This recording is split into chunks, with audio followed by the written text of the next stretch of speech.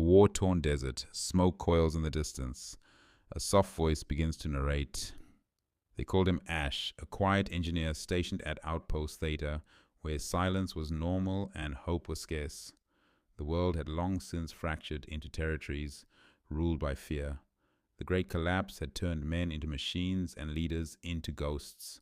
Stoicism wasn't philosophy here, it was survival. Ash wasn't a soldier.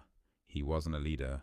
He fixed generators, patched comms, and rewired broken circuits. He watched others give orders, fight battles, make history, but he listened.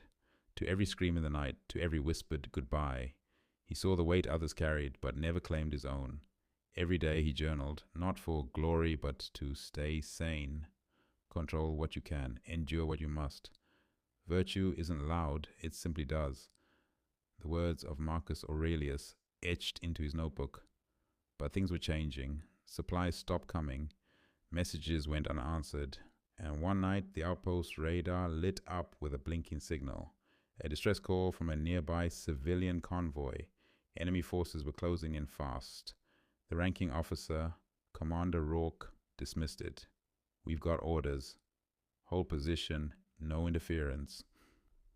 Ash's hands tightened around the page he was writing. What if no one comes for them? He asked. Rourke glared. Then they die like the rest. Ash stared at the flickering signal, then back at the sleeping barracks. He stood still, but inside something sparked. That night, while the others slept, Ash made a choice, one that would mark the line between passive survival and principled action. He packed tools, medicine, a patched drone, and what little armor he could salvage.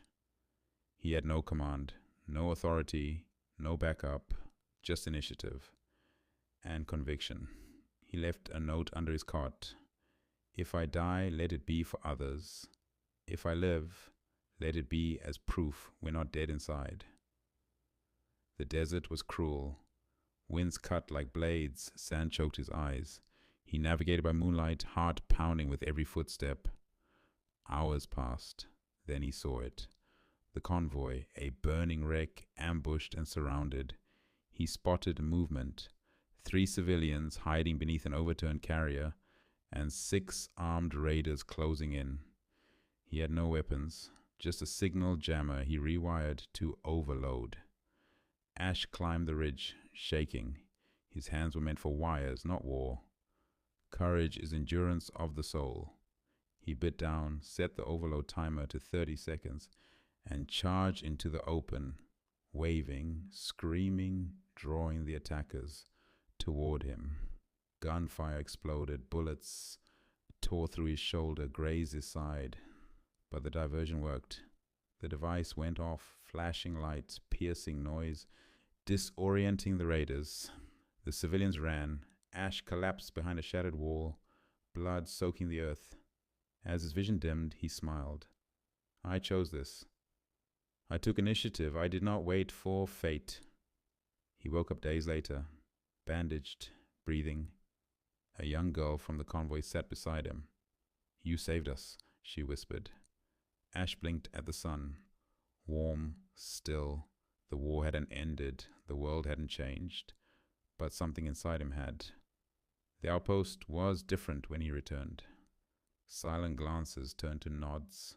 Rourke said nothing, but moved his name to the active roster. Ash still journaled, but the words had changed. Initiative is not rebellion. It's responsibility in action. Stoicism is not stillness. It's movement without rage. He wasn't loud. He didn't command crowds, but he moved first when no one else would.